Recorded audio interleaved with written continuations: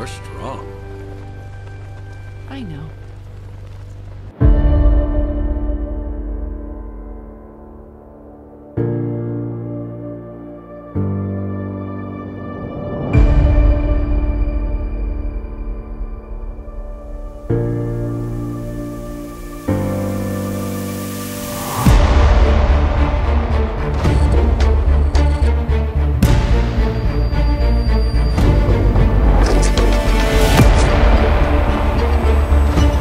It's okay.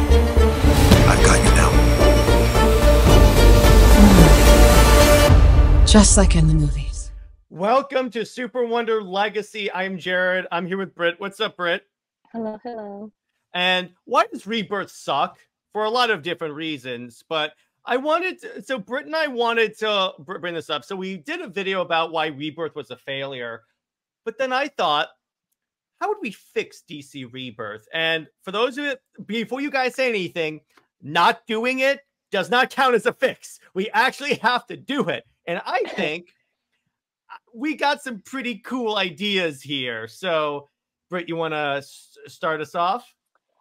Okay, so Rebirth. What is Rebirth? First, it started with Convergence, and that was a 2-month break when DC was transferring from New York to Burbank. And with this whole thing, they had a main book with a villain, or I don't know if he was a villain or a protagonist. I didn't even read it, but his name I was. think what happened, if I remember correctly, the villain was Brainiac, and then another Brainiac was the protagonist, if I remember correctly. Yeah, I know his name was Telos. That's all I know.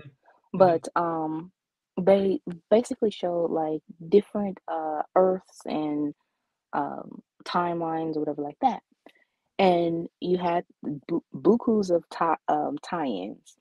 And one of the tie-ins, of course, had pre-Flashpoint Superman with all of a sudden pregnant Lois. And this is, I remember Jurgens having an interview, I think on Word Balloon. He said that the deal actually said no. Like, he didn't want to introduce a kid, you know, like what for, when it really didn't have any plans beyond that.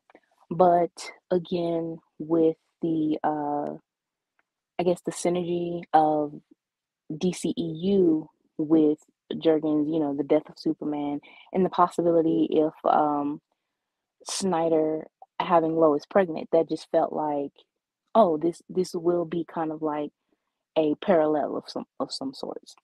So that's what how the deal was pretty much sold on that idea. And so with Convergence, it ended, but it also had a very negative effect of New 52, where the trade sales just took a total decline. Bringing back the books, they had DCU, which with the truth arc of Superman being depowered, Diana, her costume, and all of that, Jim Gordon as Batman or whatever. Yeah, because the idea was, it was like story over continuity. That was the like tagline for that event. It was the idea, like, you could do whatever you wanted in this book and it wouldn't necessarily affect it. And like in the case of Jim Gordon was Batman in the, I think it was in the Batman books, but in the Justice League books it was still Bruce. Yeah, it was very a wonky time. So that is when the sales, even the New 52 tagline was dropped once DCU started, but it's still the fact of, it being New 52 with Clark and Diana being the halfway together or whatever, it still basically tainted the line. So they needed a relaunch. And again, with Jeff Johns now being in control of most of everything, of the movies, of and comics, he felt like he wanted what he grew up on back. And that was mostly pre pre Flashpoint. So this is where Rebirth comes in. And oh, you also have the tie-ins or the spin-offs of Convergence, which was Superman and Lois or Lois and Clark, whatever, by Jurgens. And then you Oh, had like Howard Superman. yeah. And then you had the Titans with, I guess, the original Titans, because I know that Donna was there. Yeah. In her original red costume. So you have this tie-in spinoff, and it tanked. Like the whole promotion of it was the real Superman was back, the original couple, power couple. You know, they Well, that's a have this slap in the kid. face. Exactly. They have John. He's going to be like this brand new Superboy. He's better than Connor. You know, all of this. And first issue debut. Well, first they said it was an ongoing. So within the New 52, it would have been like Coward Superman, I guess, doing something low level, and then you have New 52 Superman. I don't know if they were gonna completely break up Clark and Diana to like force him with Lois or something, but it was just a lot of back and forth with that too. So you have you have Coward Superman and New 52 Superman. Basically, they wanted the same thing, or you know, or in a sense, still have that where New 52 transitions into like um post-crisis Superman. Yeah. So they go back and forth with it being an ongoing. Then they said it was a maxi of 12 issues. Then it ended up being an odd 8, which honestly, no book, I don't think really was 8 issues at that time. Yeah, I can't So, think of any.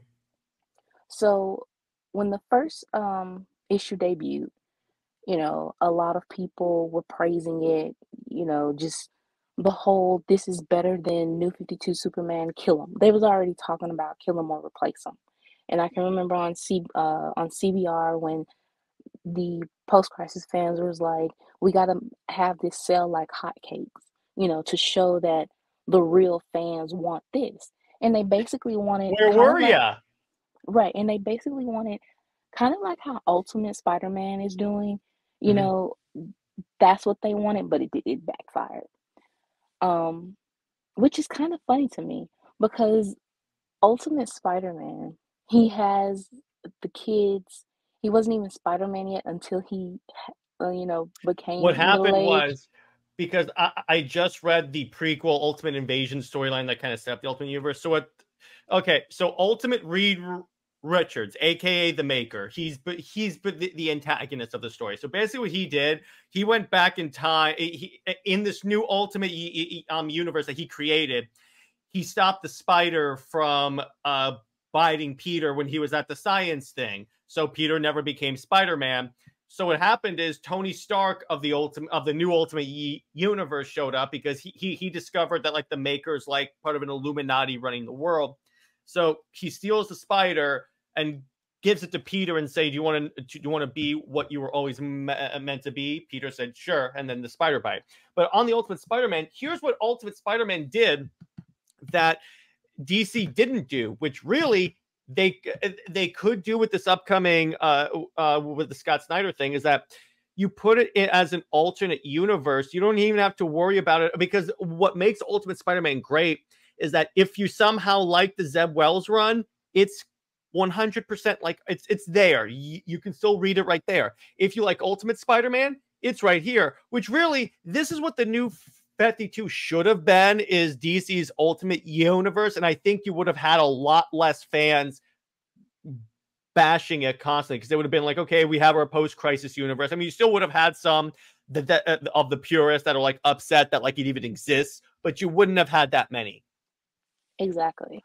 But but still, it's the fact that, you know, so many Spider-Man fans have been asking for that marriage back in some way, and they actually put their money, where their mouth was, that Yeah. they actually, supported.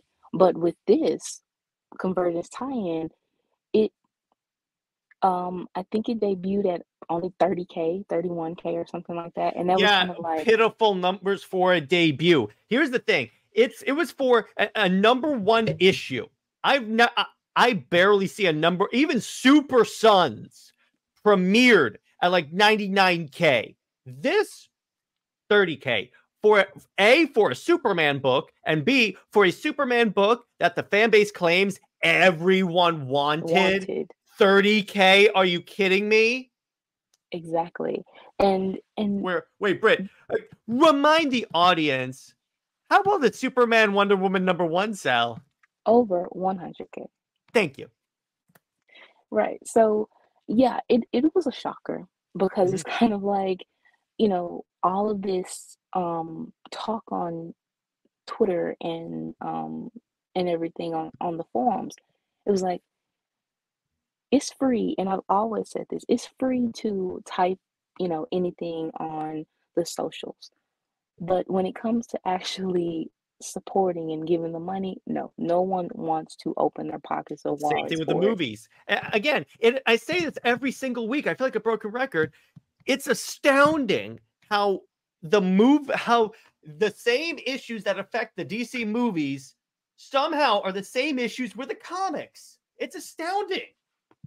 Because honestly, it's the same like fan base, and you can tell how maybe small truly, or DC is, even with the general audience, and mostly because people think of Marvel, outside of anything, only a comic book fan, or that's really into superheroes, will know the difference. But the general audience, for some reason, they just think, if you think of superheroes, are going to think generally it's all owned by Marvel. Because So of the MCU, that's why. but even before then, honestly, it was, I mean, when Man of Steel came out, they still presented it as a Marvel film. Like, I remember it was a news clip actually, and they said Marvel's Man of Steel or Marvel Oh Superman. God. This ain't Hyperion movie. As much as I would love a Squadron Supreme movie starring the entire cast from Zack Snyder's Justice League, that would be awesome. Because then you Right. get, because what's kind of funny with that, Hyperion is with Power Princess, so even Marvel's like, yeah, Superman and Wonder Woman belong together. Yeah. Marvel gets it.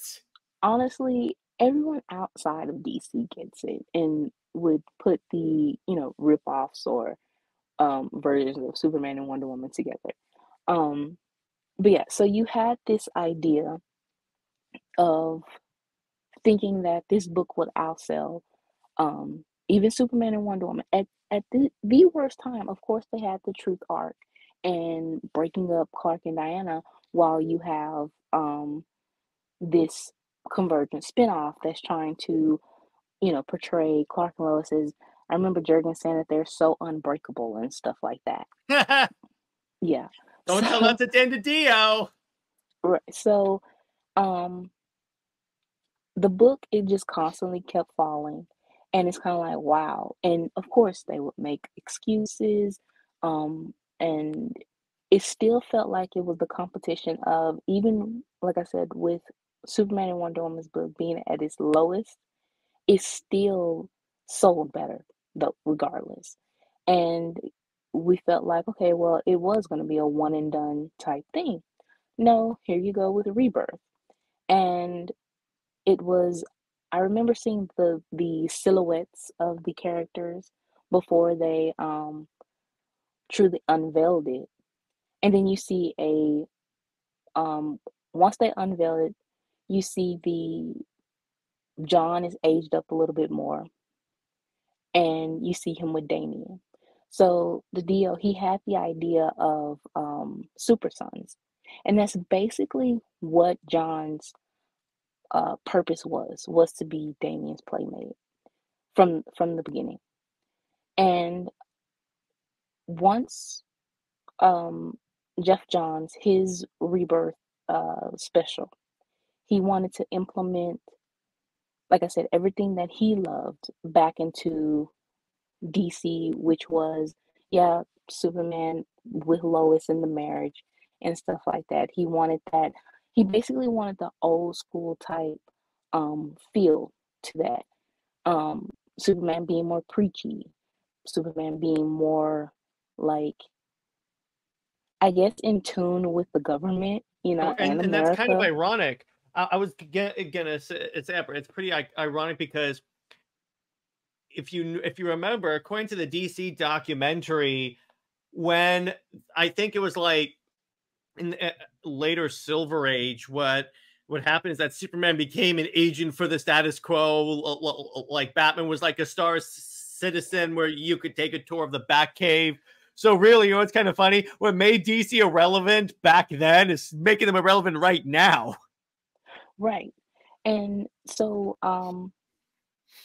then again, with Jeff Johns being in control of the movies at that time too, that even more so of why like Wonder Woman was going back with Steve, because he wanted that same story, but that backfired pretty much because the first Wonder Woman movie, even though it was a fish out of water type story, and she was likable in it and strong, and just her own character, it's still the fact of Steve had the heroic sacrifice in death though, and he's the one that pretty much became the main player instead of Diana.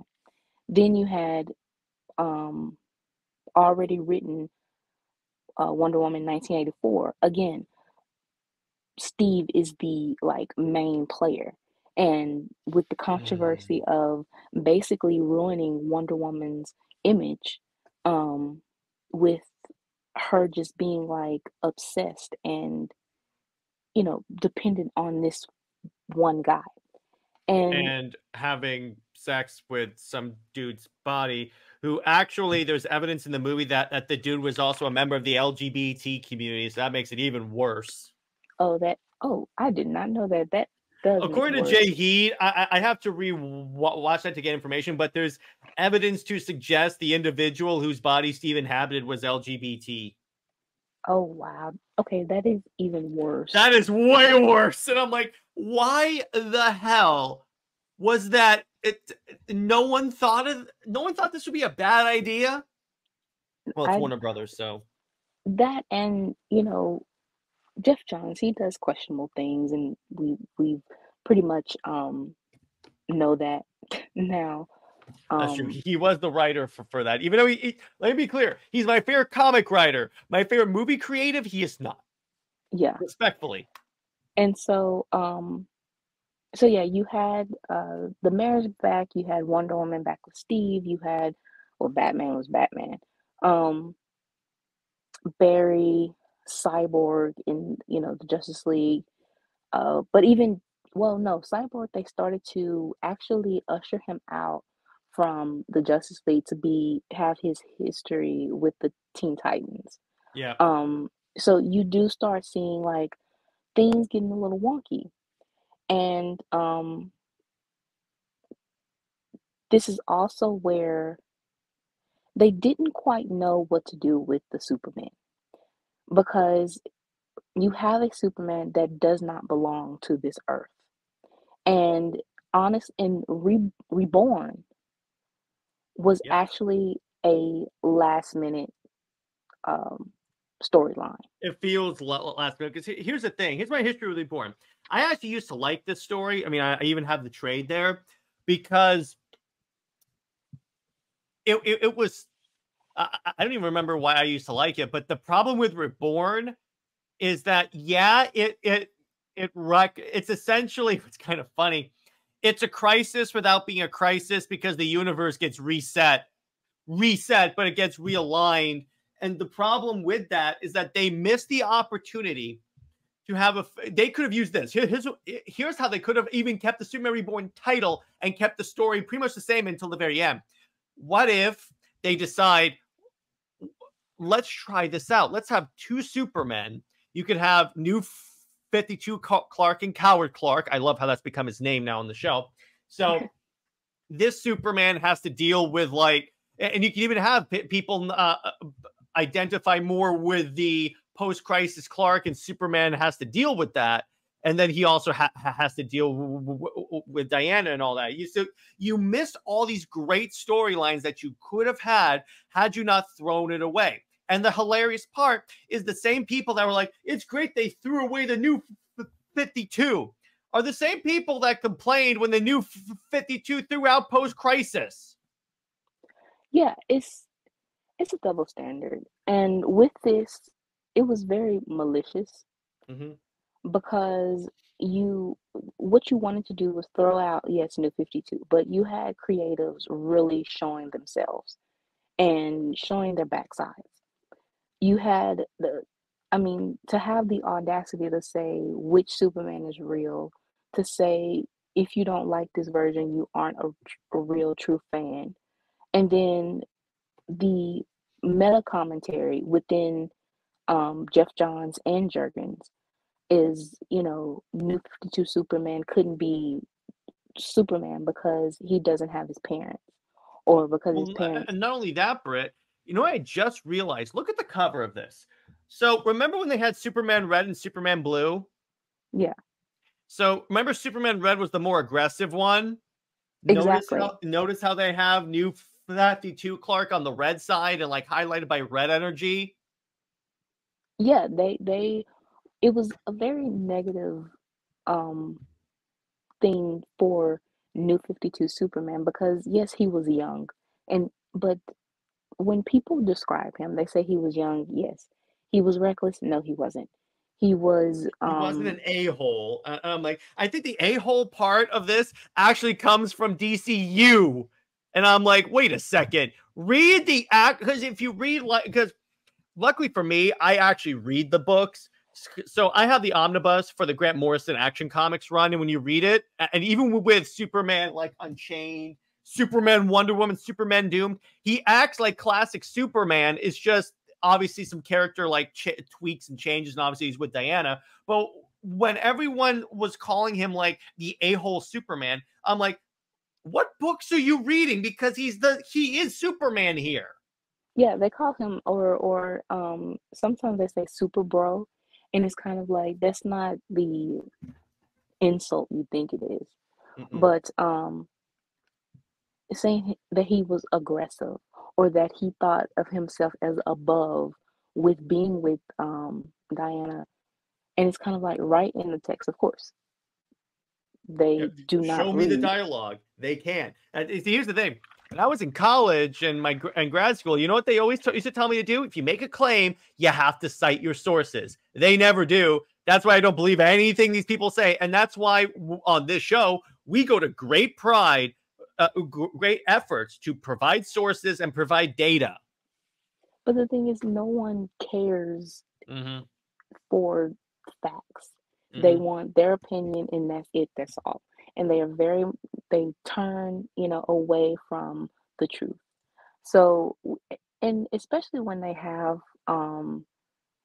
even if it's false, if they have those creatives that are in control for the moment, that are on their side, and that will, take jabs or whatever, like they did with Reborn. I mean, you have where, like I said, with saying that because he didn't have the Kents alive, that he wasn't Superman. But original, Golden Age Superman, his parents died. He didn't have his parents. I think at one point, if I'm not mistaken, it was an origin of like a motorcyclist adopted him, and then he was in an orphanage, or it was one point where he came to Earth as an adult. It was different origins for Superman, and it's kind of like, he does not need the Kents. He does not need, But here's the thing: at his adult age.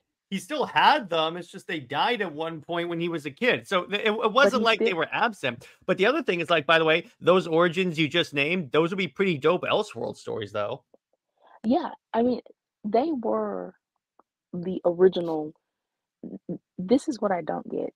a lot of the post-crisis fans think that Superman was created in 1986. And it's kind of like everything before that, it doesn't count because it's not how they feel Superman should be. So because he and New 52 was modern age, was modern golden age. And because he was aggressive a little bit or going against the government because he didn't have the Kents, but he still became Superman. They feel like he has to be this basic loser, like this goody two shoes loser. You mean a big Um, galoot? yeah, that. Um, I have to sit to mention that just for that reaction. and that it gets on my nerves. Oh my God. Just that type of attitude of and being, like I said, preachy and the whole America is, the best ever type attitude and you know, rejecting his heritage and I'm only human or I want to be human. That whole thing, it just feels like because it was, the characters for 25 plus years and it really caused long-term damage on the perspective and the representation of the character to where anything else that is actually true is no longer true.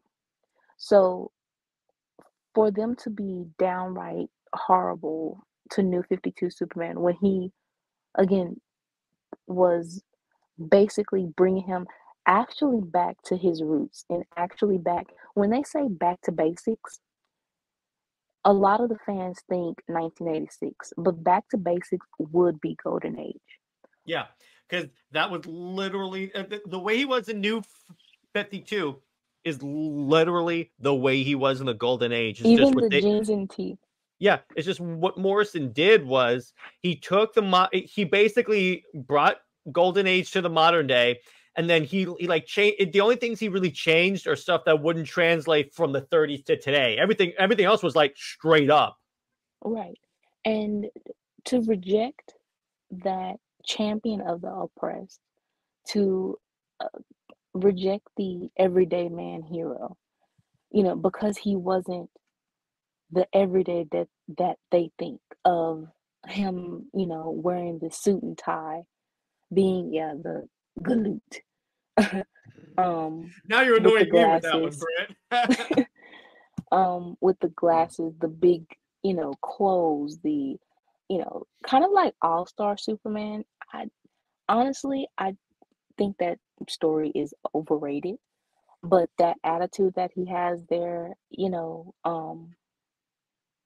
or lack thereof attitude, you know, that type of characterization is why the character struggles with the general audience and why some people do think he's boring or, Still do. you know, And that's yeah, why Snyder brought in so many cool Superman fans, because basically what Snyder did is, yes, Superman was not with Wonder Woman, the Snyderverse, but he have Man of Steel, BVS, and everything like that. That was obviously heavily taking from the New 52. Even in BVS, when he is in a way going against like the government, and he's saying, "Yeah, I'm never going to go against America because I'm American." But that doesn't mean I'm not going to save people in other countries or intervene if something bad is happening in Africa, per se. yeah. I think, well, I would say that what influence of New 52 for DC EU was putting having a more realistic world to show that not everyone, yeah, is going to be like so eager to accept him. And you are going to have that um, conflict of like what happened in BVS when he was going to, was that Washington? Yeah, it And, was that. Yeah, exactly. Go ahead. and like when the mob or the crowd had the signs Mhm. and had the illegal alien or whatever, that kind of stuff.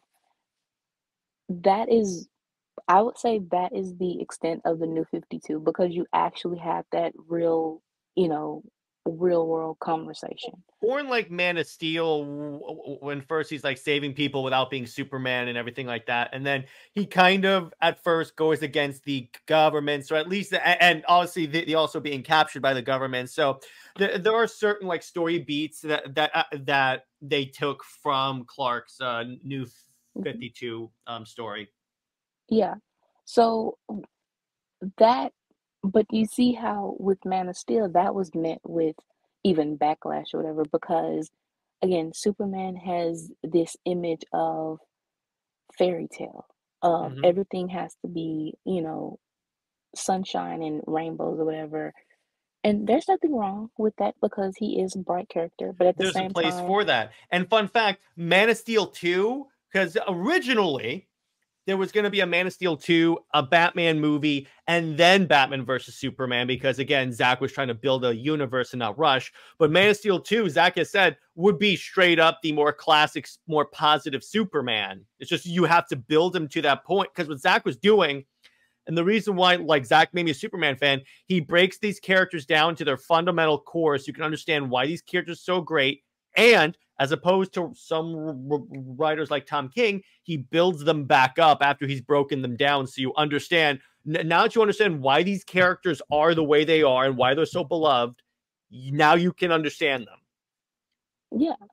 And then you have but that is not what Superman fans want. They No. want him to be, as much as they say about the God complex of, you know, that it isn't with when he's with Diana, but they certainly do implement that. I mean, he's a, and it's kind of funny. Zach got heat when he was on the Joe Rogan show and talked about how these characters are like gods to some people. But is he wrong though? Because you're treating him like he's a god, so Yeah, I he's mean, not wrong. But even with yeah, quick. um Hmm. even with trying to explain the Lois and Clark relationship, I've seen them say to make it like this complex love story or whatever. They would say a sun god fell in love with a storyteller. I'm like, okay, so you just called him a god. You just You called, yourself call him a god. So what do you do? Well, again, you're telling me Superman fans were hypocritical? Gasp. But anyway, so the second book that was coming out during DC Rebirth that I read, that there were parts of this book that I enjoy, to be clear. But okay, the Wonder Woman the lie story. So the problem with this, now you had a cool idea here. And actually, this will play into to something later on in the show when we start fixing Rebirth, but with this thing, they had a potential of Diana dealing with like having two sets of memories. That could have been a really cool storyline, but they ended it with, first off, the biggest BS retcon ever. I've never really been to the island. That doesn't work because other people have. That you, Deathstroke and Superman have been to the island. What are you talking about? How does that work? You have to explain to me how did they not go too? And then it's like you decide, okay, so let's take the female superhero. And by the way, Rebirth was coming out around the time the first movie was coming out. So she was at the height of her popularity. Let's have her have a mental breakdown. right. And that is the thing, is going back to the Superman Reborn real quick, was the whole thing was again to reinforce that it's, you essentially are erasing the 52 Superman as if he never existed. And anything that actually was important to him, it never happened. So Mm-hmm. it's basically pre-Flashpoint or whatever it was, whatever he is, because he isn't even pre-Flashpoint, post-crisis either, not Mm-hmm. really. But that all of that overrides New 52. Whatever they say how to bridge it together, no, it doesn't. And especially because Jurgens, like I said, I think it was Word Balloon that someone asked about Clark and Diana's relationship, and he basically, you know, it the way he answered it, it felt very like again this malicious, evil, like master plan to just bury the relationship. And he said, "Oh, He admitted it. um, yeah." He said that me and Rucka, we've talked about it and we're gonna handle it. And it's like the way it sounded, it's like, dang, that's a threat. Where we're gonna be Illuminati. But even when either it was either Reborn or Trinity, when the issue came out that basically retconned the relationship out, they took to Twitter. I remember this. Here's the story, Brit. I was getting out of the movie Alien Covenant. Really crappy movie, by the way. I'm scrolling through Facebook, and then I see this, and I'm like, good God. Then I read it, and Jurgens and Ruck and Tomasi all said that was the intention. So at that point, that was the last time I stopped reading comics because I'm like, you know what? Screw you. Yeah, If you're good, because what they're really saying is we don't want those fans. So I'm like, you don't want my business? Fine. Go ahead and fail. I don't care. and they absolutely did fail. So you have where um this is okay, so with Tomasi, he's saying that he wouldn't marry Diana because she doesn't have a pulsar. She, which was just ridiculous.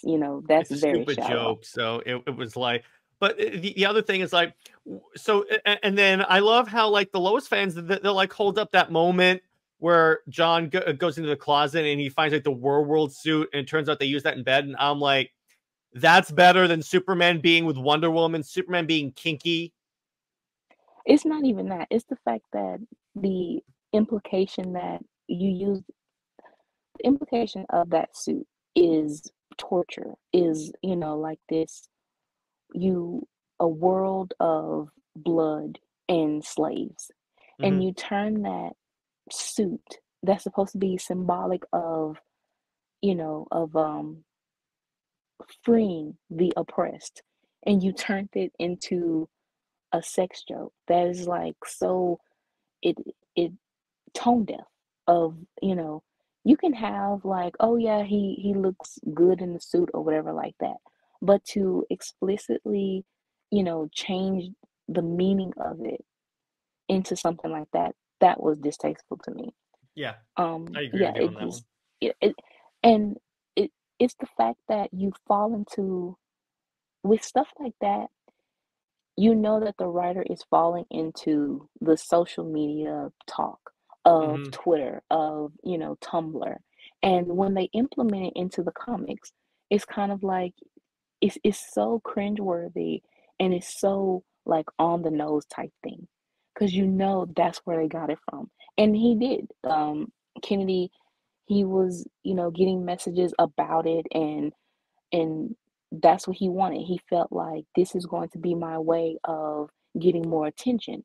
But again, that didn't really work because the Action Comics, the sales, even for his, run, wasn't all that good. It was average to very low.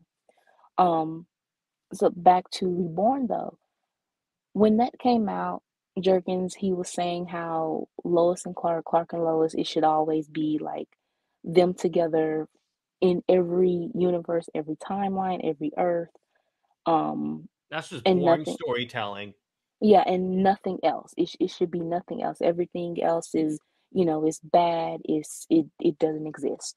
So you're saying Kingdom Come is bad? Wow, dude.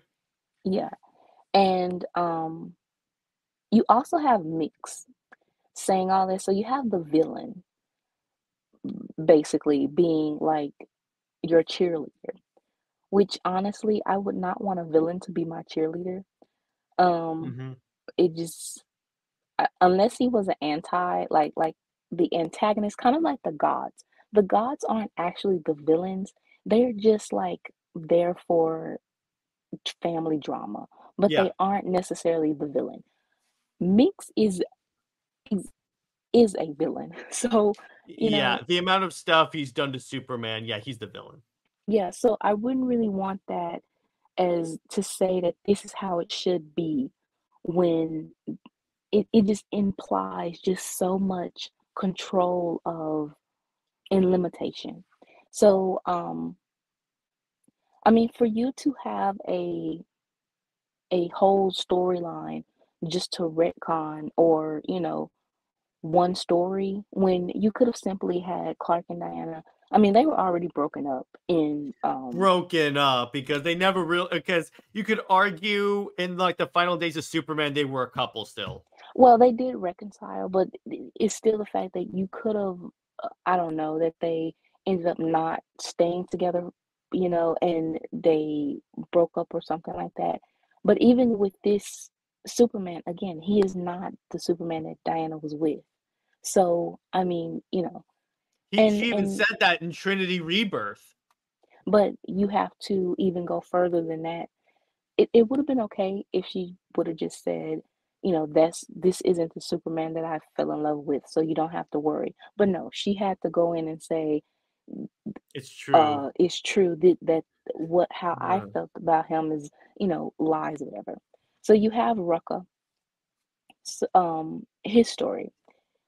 And basically Diana gets bit by a grass snake and manipulated by the gods.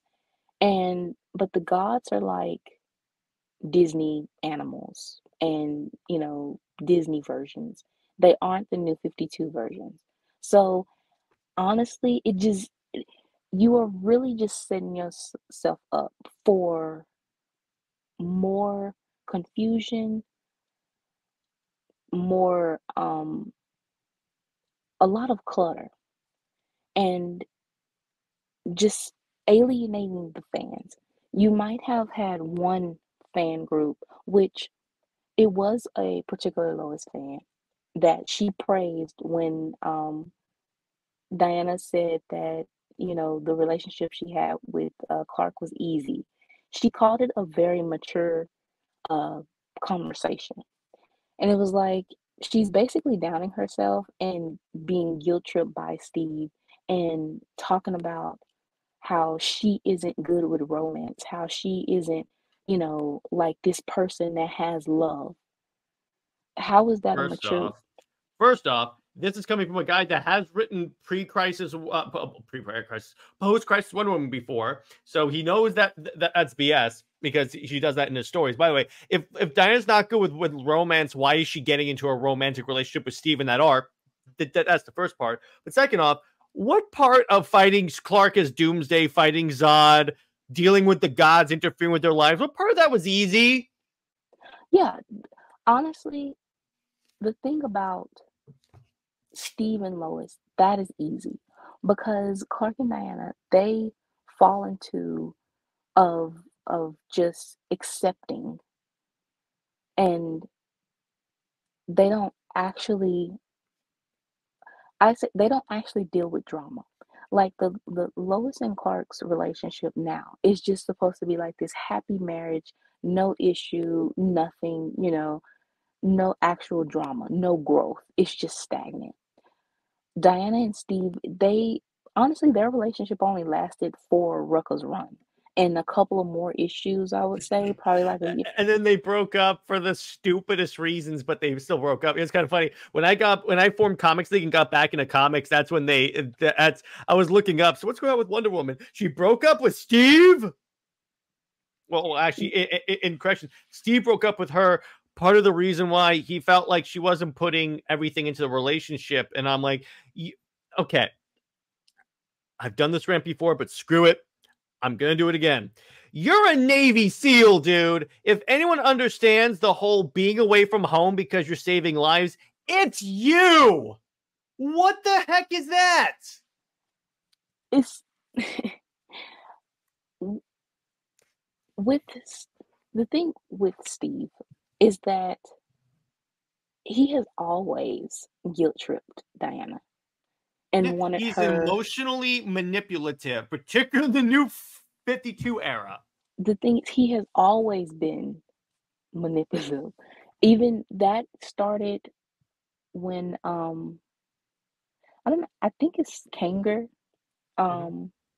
That era, Silver Age, Bronze Age era, when Golden Age Wonder Woman, she was more so like, I can be with you or whatever the world when I bring world peace. So that's basically never, but he was still like this love interest sidekick.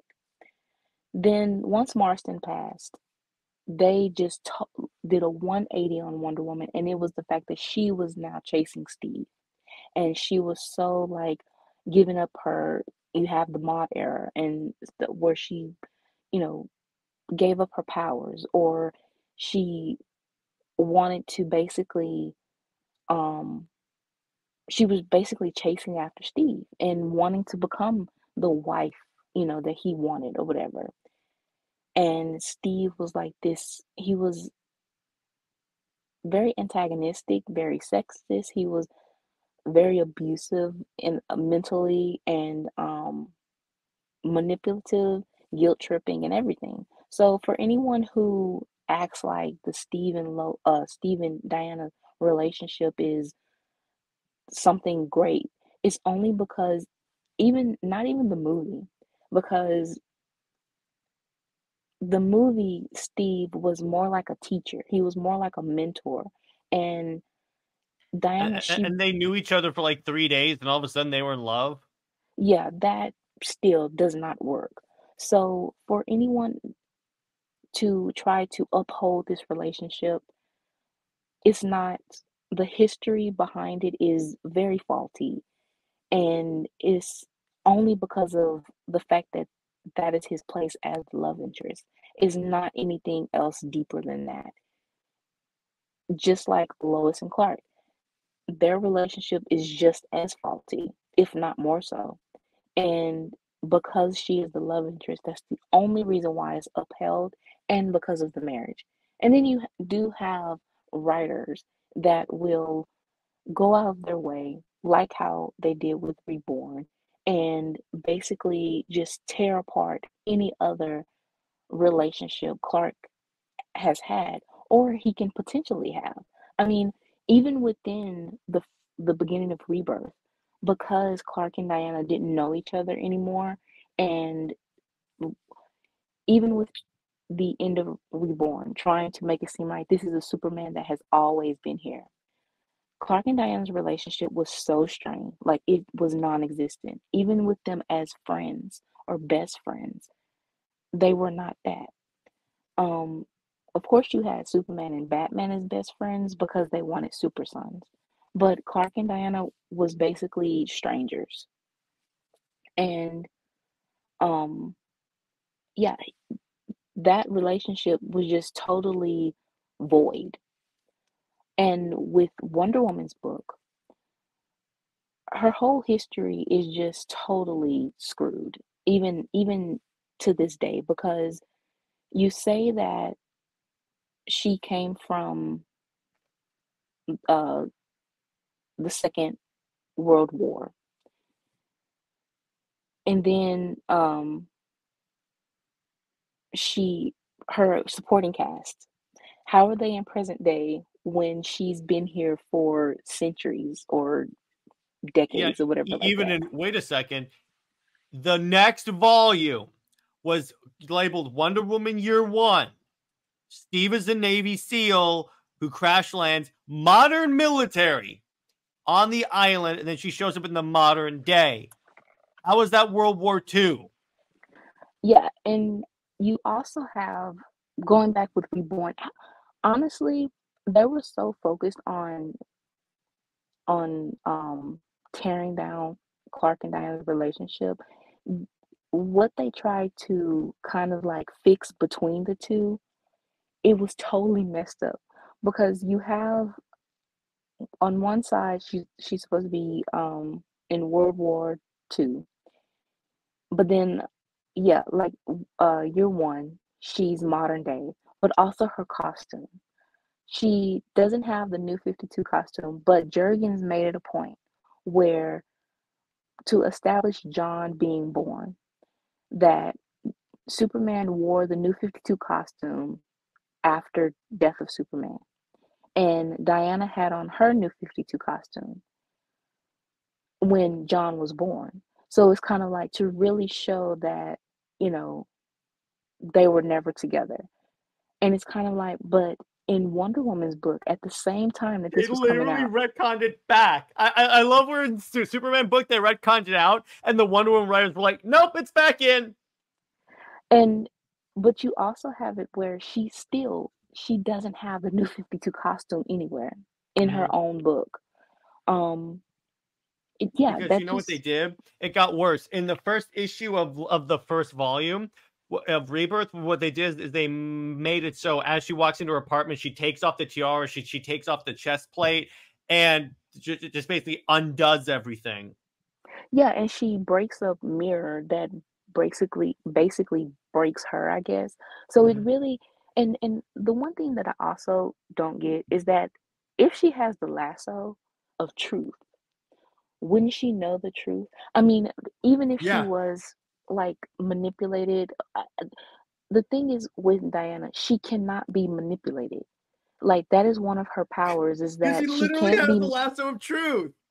yeah, she can't be mind controlled. She can't be um uh possessed, or that is one of her powers or something like that.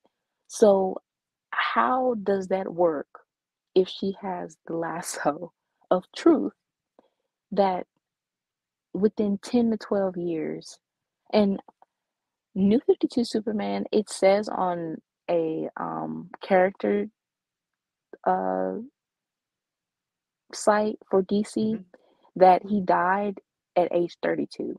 So I believe that Diana is 4 years younger than him. So yeah, she was 28, or let me see, 28, 29, Somewhere in or there. yeah. So it's kind of like, so for 10 years, she was in this illusion. So she was like, who was she with then? Who was she dating? How, even, uh, Rucka had her, she was in London, but now she's in Paris. Like it was those little petty things that changed, like, okay, seriously, it does not make any sense. And yeah, to see her in this straitjacket and the fact that Steve put her in a psych ward, it was like, how is this love? Like, Yeah, that ain't it's again emotionally manipulative, and I'm like, she's not crazy. What gave you the impression that she was crazy? All she said was, "I've never been home." so you basically put her in this mental state of codependency to make Steve seem like he is needed. And that is why the relationship just does not work, because Diana is not, she's not mentally unstable. Which is kind of funny when you think about it. They had to give her a mental breakdown for Steve to have a place in the Wonder Woman family. Right. And emotionally dependent because, Yeah, you know, again, she's not good with love. So how is she supposed to know that she loves Steve if she doesn't, which again, Diana is love. That is her, that is who she is. So how can you say she's not good with it? Just that whole thing, you had to, for a lot of people saying that Superman and Wonder Woman, them being in a relationship changes the characters or misunderstanding. In order for you to wreck their relationship, whether it be romantic or platonic, that is when you throw them under the bus, and the accusations that you put against the relationship is exactly what you're doing yeah, to destroy it. And exactly. It's almost like they really want Maxabat to be a thing, and that's a reference to last week's episode. funny. Yeah, so yeah, you have this where she um she's in a psych ward, and it still does not really make sense because her world is like, with everything that like you said, reference, Batman has been on the island, Deathstroke has been on the island, Clark has been on the island. Clark has been on the island. So many people, Aquaman, the whole Justice League Pretty much has, the whole league. So I'm like, you're telling, so how does, so tell me the entire gods manipulated that. But here's the thing. If she's never been home, how does the Donna Troy origin happen? See, here's my problem with this. There's too many loose ends for this story to make sense. yeah, the only reason why it makes sense, quote unquote, to fans is because of what it's doing, because it's throwing jabs. But it's so surface level. If you really analyze this, it's awful. It doesn't make sense. And that is why DC is in the state it's in now, where they have this everything is canon, but you don't know what actually is, or the fact of it happened, but it didn't happen exactly how you read it, Exactly. the first time. Now, Um, the next thing we're going to talk about. So there was a story that you may have heard called Doomsday Clock. And among other things, it was supposed, this is where it was really established that like Dr. Manhattan was behind the new 52. But what's interesting about it was there was the panel. So they're talking about, so what Dr. Manhattan did is he like played around with the timeline at the end of the story. And what did he do? New 52 now has its own Earth. So that was like Jeff Johns in a way. This is where I'll give him credit. He at least gave it its own Earth as opposed to wiping it completely out of existence. what I don't, okay, so trying to put Watchmen into the DC universe, Well, yeah, that was awful. Like, no, this is something totally separate. Don't do that. it's But supposed to be again, separate.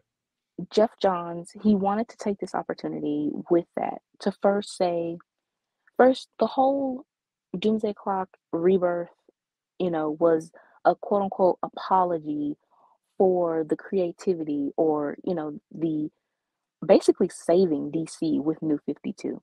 Yeah. But you wanted to apologize to these fans who have been complaining, that, to bring back what they wanted. So you have um Dr. Manhattan supposedly create New 52 world.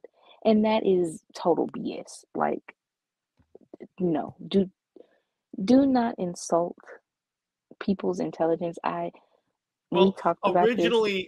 originally, what had happened was they make it so when Barry Allen was coming back from Flashpoint, that's when Dr. Manhattan like played with the timeline.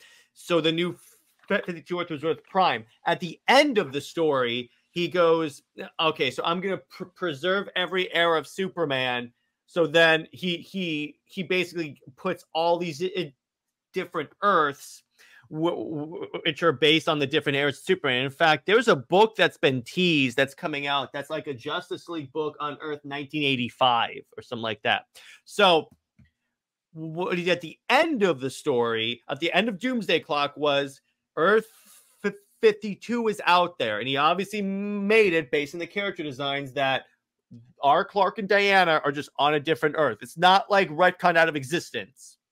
Which totally would have made sense because, I mean, and we'll get to that, but Doomsday Clock, I mean, if that was your main goal, instead of still throwing jabs to say that New 52 Superman wasn't real, though, you still had a point where even Jeff, said subliminal messages like that. Well, the way I took it, I don't think it was saying New 52 was a mistake. I think it was saying the reboot, replacing post-crisis with New 52 was the mistake, which you and I both have said on the show. That's why he makes it a different Earth, because, Dr. Manhattan kind of undoes his rebooting. He puts everything back, but then just places this Earth to the side. He doesn't, because he could have just wiped it out completely and said that didn't happen. Instead, he put it on another Earth. Yeah, but he also, I remember it was one page where still the creation though of New 52, the reason why n- he was trying to say that New 52 Superman's his personality was in line with, like, because Dr. Manhattan Mhm. and not having that human connection of still the Kents, of still being with Lois or something like that. That still nagging thing that you Mhm. had to put in was unnecessary. And still, um the reason why DC had the reboot pre post Flashpoint, it was not selling. So it's kind of like that can't be the argument for any fans to continue to say when DC was going to shut down. Like, if they did not change and reboot, they were going to be shut down. So you can't say that, oh, they could have just created another Earth or whatever, or another line. They didn't have the resources to do so because Mhm. your the line that you have now is not giving us the money we need to support anything. It, So it, we have it, to yeah, go ahead. so we have to, basically start from scratch and and basically try to get this boosted up with number ones because the books that we have now are not selling. So, Funny you say that because currently, so as I've mentioned many times before, there's supposed to be this DC Ultimate Universe coming out with Scott Snyder.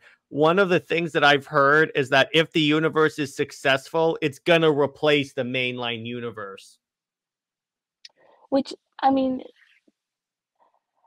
that is ambitious. Mhm. Yeah, um, I mean, it better be like massively selling. uh, the only reason why, I mean, if you have already two lines, there's no need to have a replacement. True. And that is the thing. If DC sales right now are mid, it's the only thing that's keeping them afloat, even with Batman being whatever it is, that is the only thing they have going.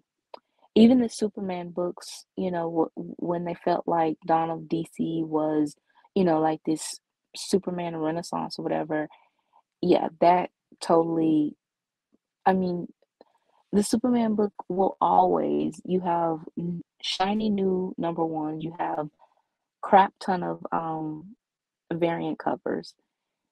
And then once that falls off, that novelty by I don't, issue six, it goes down the rankings and everything. And the Superman books, as always, go from maybe staying afloat between ranks the 30 and 50, or it just drops out of the top 50. You know, that's Superman is not a stable franchise. And so for Superman fans to think that, oh, my version of Superman post crisis was the real deal, was what everyone else loves and what we should love as supposed Superman fans. Yeah, no, that does not fly with me, at least. Yeah, if you see, we live in a society where the company does not get to tell the customer what they should want. It's the customer that tells the company what they want. Speaking of what we want, now, Brit, you know what I've done? I redid Watchmen. So here's what I did. So my idea was, I'm gonna modify Watchmen. I mean Doomsday Clock slightly. So the plot of Doomsday Clock, original plot, is that there's supposedly this, and I had to put that dot there. I I have to put that in there because otherwise this video will get demonetized. I was so gonna say something about that. I was like, I noticed that right off the back, and I was like, you had to censor that. I had to. So so what I did. So the original plot for Doomsday Clock is there's a supposed Superman theory spreading throughout the world that like America's creating their own superheroes as a means of power. So okay, that's fine. It came out of nowhere, but it's fine. So my idea was I'm going to take that and tweak it. What's actually happening with Doomsday Clock in my story is that because of the haphazardness of the merge from Superman Reborn, yes, this is a sequel to Superman Reborn, by the way. Because of the haphazardness of the merging of the two realities, there's starting to be some tears in reality, amounting to like Wonder Woman having those conflicting memories. There's starting to be some actual destruction and damage. So, and it's threatening to collapse the DC, the entire DC universe. Hence, which is why Ozymandias from Watchmen travels to the DC universe, because keeping in line with the story, he knows that John, aka Dr. Manhattan, went to the DC universe because he can track his energies. So he goes there because he knows John's the only one that can stop this. So John, being naturally curious, is trying to find like the reason behind like this like possible collapse. And obviously the DC universe is fighting to survive. So John discovers it's because of Superman. He says something isn't right here. This timeline isn't right. So what Dr. Manhattan does is he separates it. He uses his powers, and yeah, it's essentially a crisis. He splits the two universes apart and puts Earth 52 there and post-crisis Earth there. So in other words, he undoes Superman Reborn because he's like, there is stuff here that conflicts. There's stuff that doesn't make sense, and the confliction of like story beats is why the universe is breaking apart. Hence, which is why I use a death metal image, because that's pretty much what's happening. So that's how I read it, Doomsday Clock. Yeah, and that makes so much more sense and simplified it, but also at least it doesn't like cancel out. It shows that these characters, you know, they are the same but different. You know that meme, and Yeah, their paths. the idea of Manhatten was these two things were never meant to be combined and coexist as one. They're meant to be two separate universes. Yeah, and I mean that was the point of New 52 and the reboot was because the old wasn't getting any, new fans, wasn't getting the support. So you had to try something new. And now going back to what was old, it's like again, you're right back to where you started. And it's like, yeah, if they do an ultimate line, I mean, honestly, it's just the fact of what you need though. Just open up. Basically, it's combining the Doomsday Clock with Convergence. Yeah, Split, exactly. split the whatever version this Superman is, split them back apart. Retcon, Reborn. You have a young Superman, and on this Earth, and you have this timeline. You have this certain book for this Earth and timeline, or whatever. Like how Convergence. I think Convergence Wonder Woman, she was Silver Age or Bronze Age. The Superman was, of course, post-crisis, or um then you had, I think, Nightwing and Batgirl, with them getting married. You had or Oracle. You had a book showing Red Sun. You had a book showing Kingdom Come. Even just have like mini series, maxi series, or something like that. Because firstly, DC isn't in a position, and I guess that some fans, they kind of like have a short attention span anyway. Yeah. So Because here's the thing, the reason why I keep post crisis, I don't wipe it out, because DC can't afford to piss any fans off. They can't afford to completely eliminate one universe. That's my first reason. Second reason, I don't want to be a hypocrite and take away what some fans, because yes, there are fans of post crisis. I'm not going to take away what they care about in favor of my stuff. In other words, I'm not what the Rebirth people are. I'm saying there's first off, DC is good enough that there's room for multiple versions of these characters. Hell, DC invented the multiverse. So many people forget about that. exactly, and that pretty much boils down, just that is the simple answer, is to utilize the multiverse. And going back to what I was saying was, your fans have a very short attention span. So unless the story is like really, really good, and obviously, with the economy and everything, the books are like $5 now. That is, Some people books even can't, go up to $12. exactly, and people can't even afford that. So a maxi or mini or maxi series of to tell like these one and done self-contained stories will help. And they can't, unless it's action, detective, uh the regular Superman book and the regular Batman book, ongoings just can't are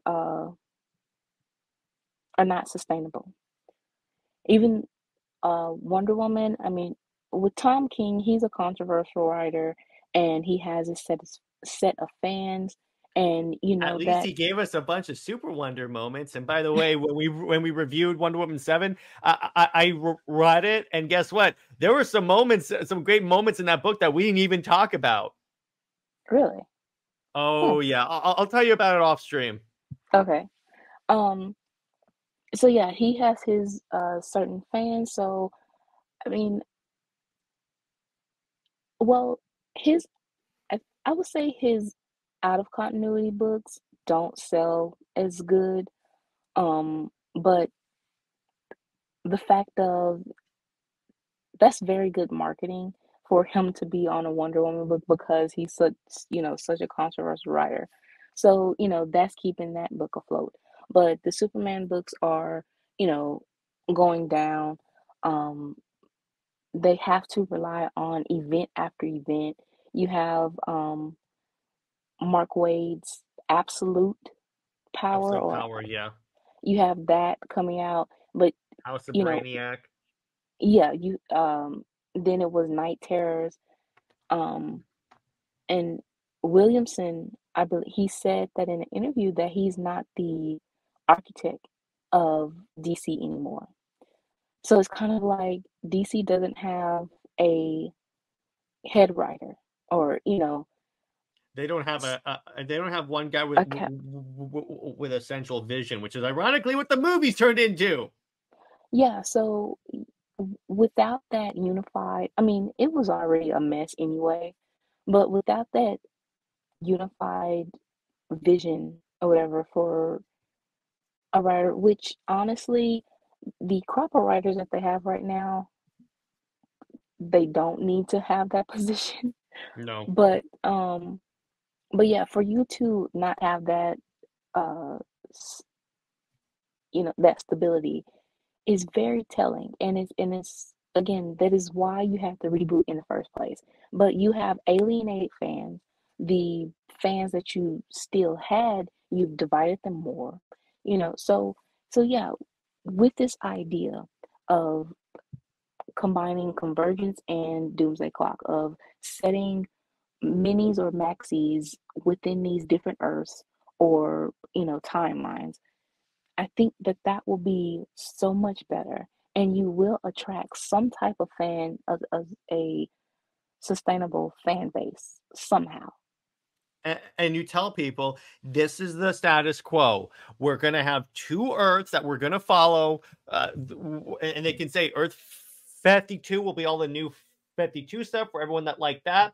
And then post-crisis is just that. So that way, both sides can have their stuff, and then obviously we'll do other Elseworlds books occasionally, but those are going to be the two continuities.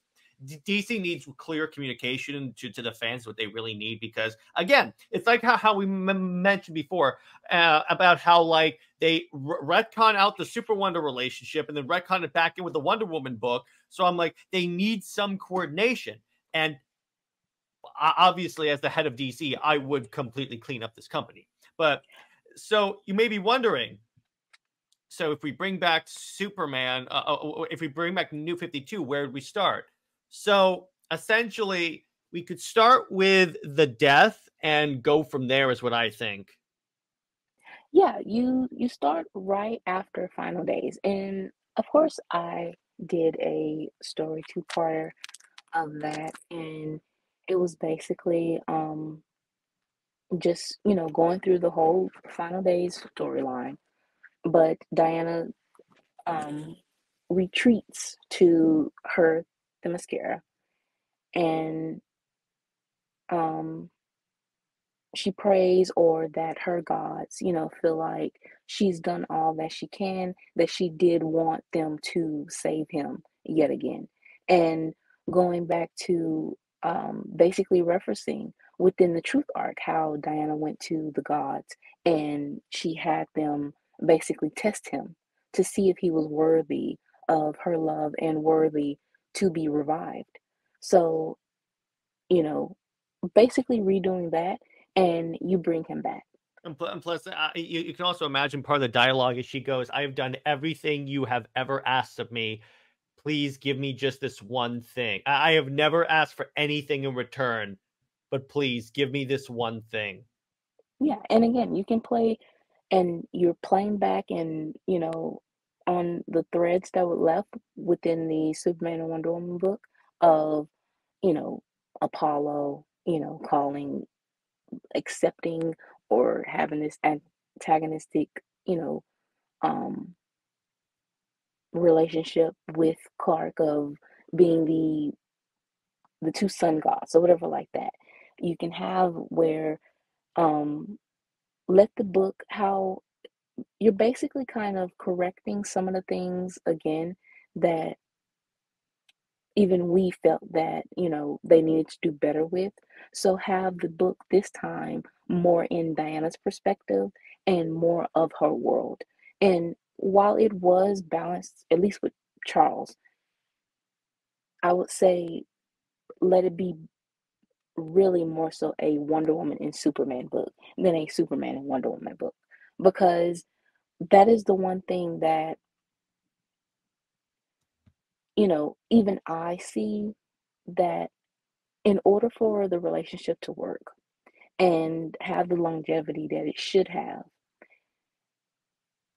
even though, people are going to complain anyway, but you still want to be a step ahead, and you want to show that, no, this character,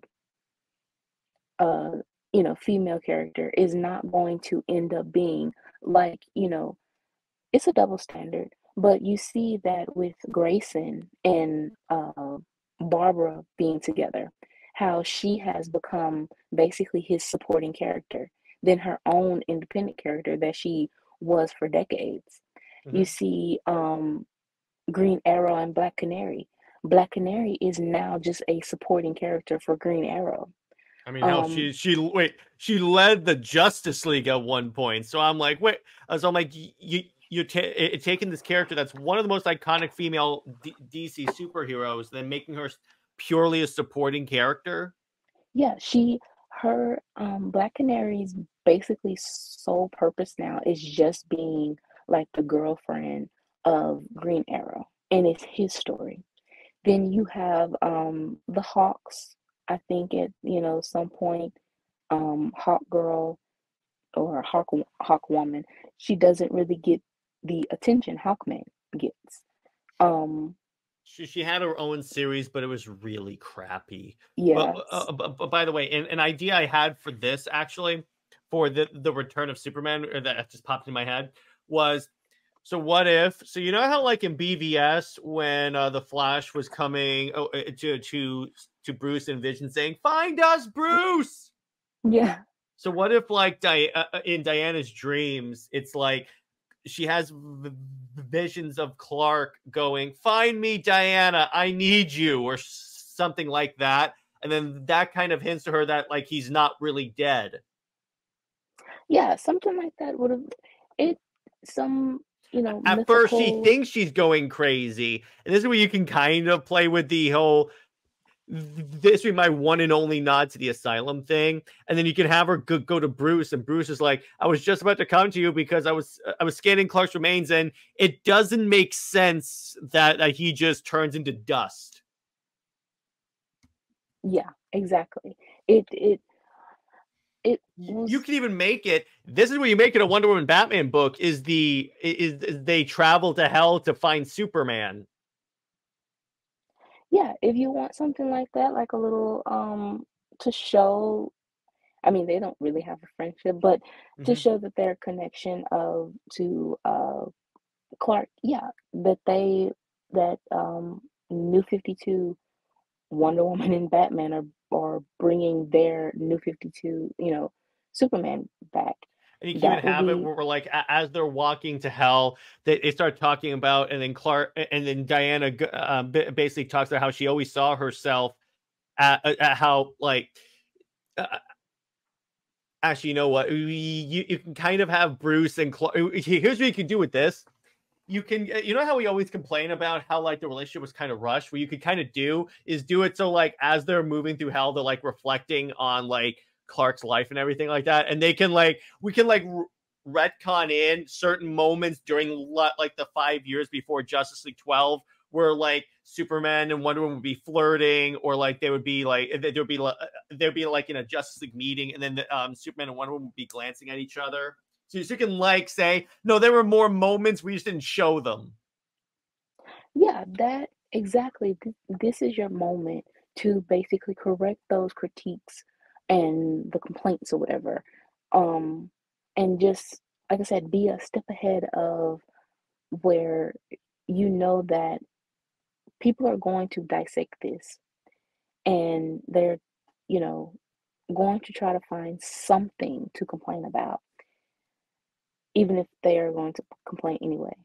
But to do that, to have more fleshed out and, like you said, the flashbacks and stuff, to really solidify, fly, So good. fly the relationship.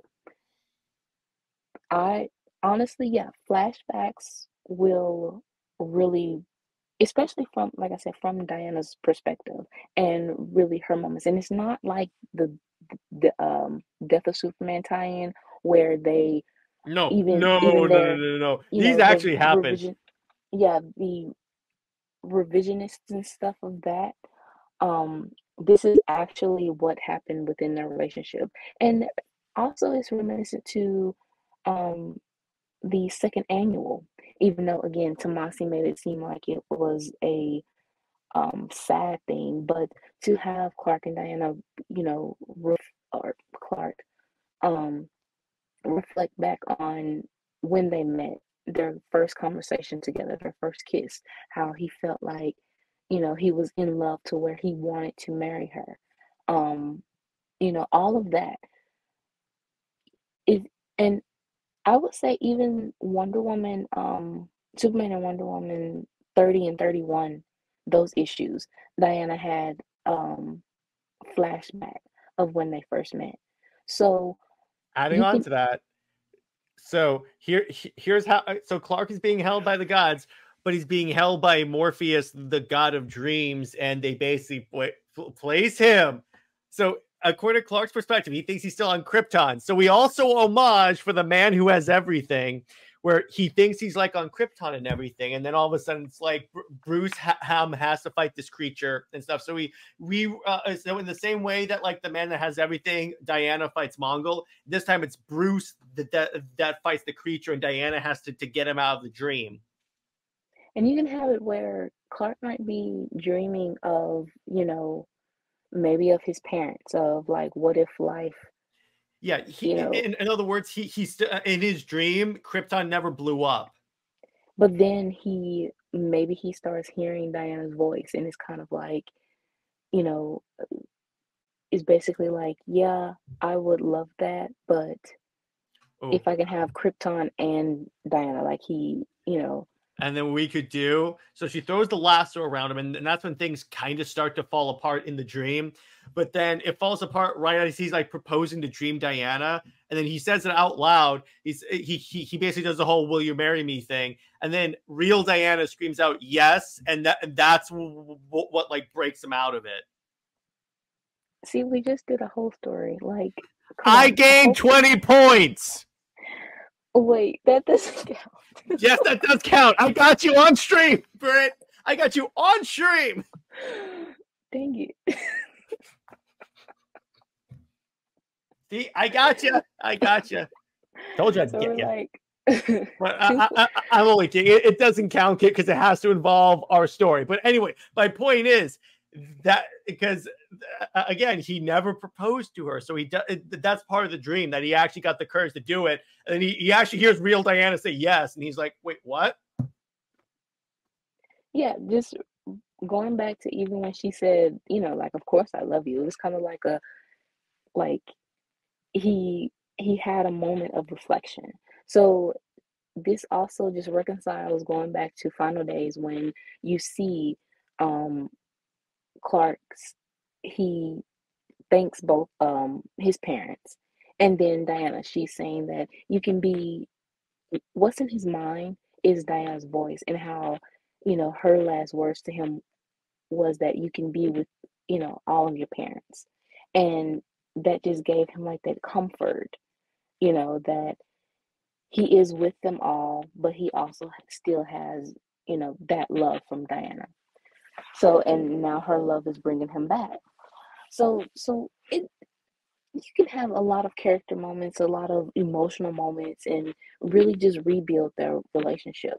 And even if they are, if you want to go with the proposal, they still have to basically reconcile their relationship, though, because yeah, we have to address Clark's I attitude. got it. Here's what you do in the dream world. It's not necessarily all. Here's what we do. It's not necessarily all puppies and rainbows. Part of it is Clark punishing himself, and part of the punishing is that in the dream Diana was killed in battle, and Clark is at her grave site, and he basically apologizes for everything that happened in truth. He's basically saying, "I'm sorry, I took you for granted. I took us for granted. I was an a-hole to you, practically." And then he in his dream, he takes the ring out and places it on her tombstone and says, "Will you marry me?" And then he hears Diana's voice say yes, and then he turns around, and then he's out of the dream. That is so good. I'm glad this doesn't add to any points. Yeah, because already I'd be at like 500 at this point. Yeah, definitely. Well, you see, real easy, Plus, making I'm a homaging story. what is seen as the greatest Superman story of all time. Yeah, I mean, it's so easy to take these elements and make them more profound, or even if you are trying to homage something, you don't just take it and wreck it. No, You because that's part of being a professional creative. You don't, because here's my pet peeve, and I said this today when we did movie night and Batman and Robin. It annoys the hell out of me when DC creatives bash other people's work to prop up their own work. I'm like, no, if your stuff is good, if Post Crisis and Rebirth was better than New 52, it should have been reflected in the sales. It wasn't. So so there's no need for you to attack what other people like. exactly, and that's the same way with ships. It's like with going out of your way to say this relationship is better, but you have such superficial, surface level reasonings. And honestly, and especially those reasons of like underhandedly throwing one of the characters under the bus. You have, Clark, he's always dumbed down. If he isn't with Lois, his humanity is questioned, which also, affects the Kents because it's like, okay, so did they not raise him right? Or even if but that's the thing about New 52 was that even though he lost the Kents young, he still became Superman regardless, and he Yeah, still became. exactly. And it kind of, and I will agree with you on that. That's why that's one of the inconsistencies in Doomsday Clock is that, yeah, he didn't have the Kents, but he still became the hero. Yeah, he still became Superman, and he also fought more so for that. It was more so General Smallville Mhm. that, you know, gave him his motivation. It wasn't just the Kents, but broadening the fact that it was all of Smallville, the fact that he grew up just around everyone that, influenced him. Just as simple as what we saw in Justice League 14 was the couple that owned the diner. You know, these different people had a positive effect on Clark's life where this is why he is Superman. You Yeah. can't have just one or his parents or whoever's he's with. That really just becomes like this mental or emotional crutch. And that's something that has really hurt the character because he is more than that.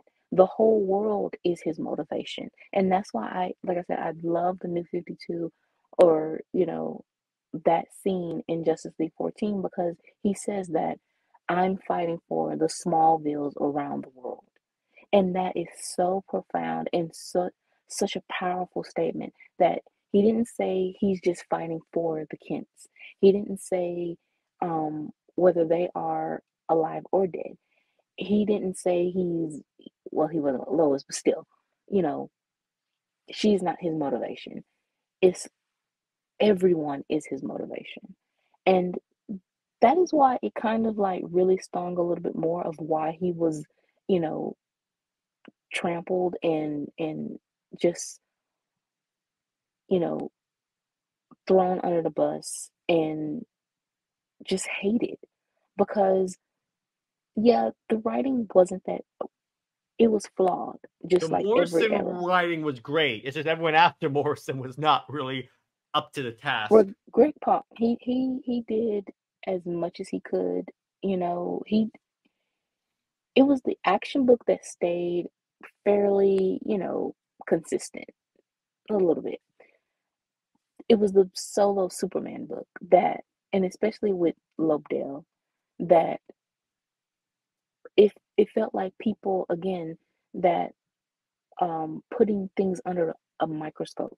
You have all these different books that basically tell a different story and have the characterization was inconsistent.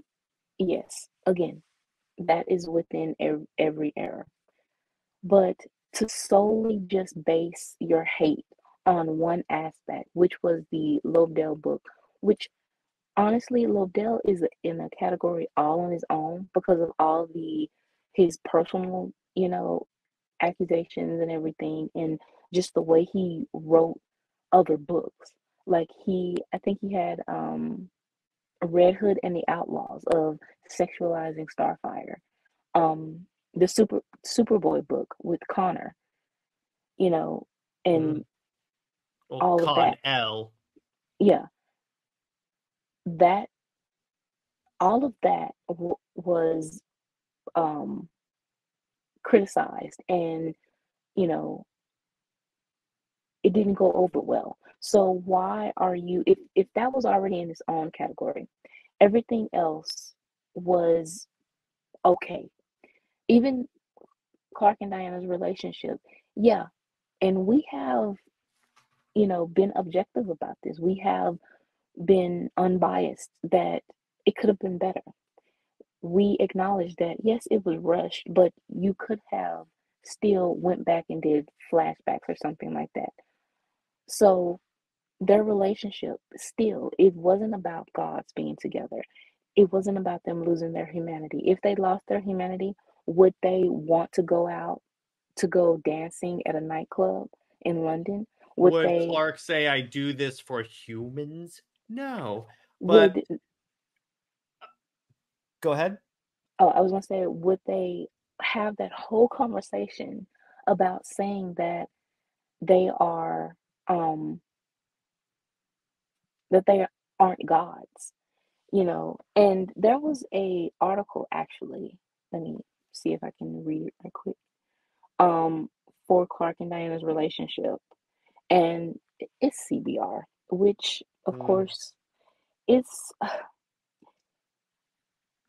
was very sad, I would say, is that everything that a lot of people argued that New 52 did, it didn't happen until after New 52 during Rebirth. This mhm, is when CBR, you know, became so unprofessional with this with the site, you know, a lot of bots, a lot mhm. of um now I think it's an accusation of, well, it of course it's years in more recent, but accused of articles being generated by AI. You Oh have yeah. people, or even just people that are actually writing the articles, how just unprofessional they are. And a lot of the comic sites that they had, you know, they were such loud advocates for pre-Flashpoint, but once DC did Rebirth, those sites are now gone. Like you don't see them anymore, and they are, you know, slowly dwindling. Even the Be- comic book. Uh-huh. It, it's because here's the thing, with the interest in the comic books kind of dwindling, interest in articles dwindle, and then it's like, and you have a lot of writers trying to put their own politics into articles, and that kind of like falls apart. But so speaking of books, now let's talk about this. So say they do the Ultimate Universe. How would we do the Ultimate Superman books? Okay, so to be different, you would want, like, because they, you know, the 1986 fans are so Mhm, stuck on the secret identity, or so stuck on the more Family Guy or whatever. With Ultimate Superman, and they want the main Superman to be old, you mhm. know, just reverse like how Ultimate Spider-Man is, reverse it to where you have a young single, um well, if he has a on and off or flirtatious relationship with Diana, um you know, he isn't at the Daily Planet. He is a global correspondent, or, you know, he's a blogger, that he doesn't have the trunks if he wears his suit, um or he wears the jeans and tee. He also, yeah, keep the Kents dead. Even though, are they dead now? Because they are like No, they're not. nowhere in sight. Doomsday Clock brought them back, and they're I still know. like, and they did. I know they're alive because in the very beginning of the Joshua Williamson Superman run, when they redid the secret identity, they're at the farm. Now, an idea I have for this: here's why the identity public is good for the Ultimate Superman. That's why he isolates himself from other people, because he doesn't want them to get hurt. Then when he meets Diana, it's like, oh, she can protect herself. I can be with her. Right. And he, again, he doesn't need the Kents. Just going back to, you know, Golden Age, I got it. he, mhm. What if the Kents were killed out of retribution for something Superman did? And that's why he is so like he is not into having relationships with people at first. Well, I mean, that works, but people are gonna say like that's Batman's thing because Oh yeah, Dwayne. true. We want to turn Batman into Superman into Batman. Yeah, we don't want to do that. Yeah, I mean, I would say if the Kents were the car crash was, I mean, that is a way, or that they died naturally of old age, Mhm. that something like that. He actually crashed in the 1930s, and he's been here the whole time. Basically, Tomorrowverse, you know, That also he works. and or that he was in an orphanage, Hmm. and that he maybe honestly, I would go for the orphanage and not have the Kents at all because the reason being is because you have to show that or they died. He has the Clark Kent name, but he still, went to an orphanage. Um, but just to show that again, go against the grain basically. And everything that people argue that it has to be for Superman to be Superman, show that in a positive way. No, that's not necessarily true.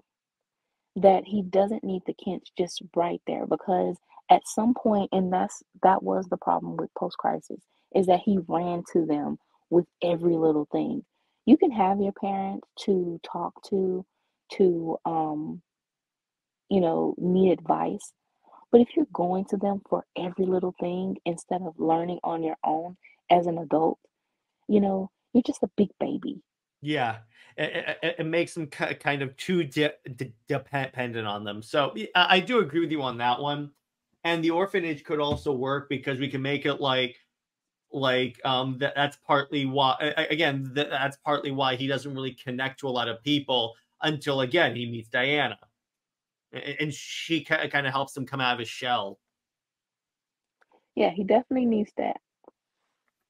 So now, the other thing that I would kind of do, and I like the idea of like you can make it so Steve Trevor's the government agent that is monitoring Superman. We kind of linked Steve more to Superman instead of Diana in this, and he's like the government. He's like essentially the Nick Fury who's tracking all the meta humans, and then we can have a storyline where he gets replaced by Amanda Waller. I will honestly always vote for Steve to be an old, Yeah, dusty man. that too.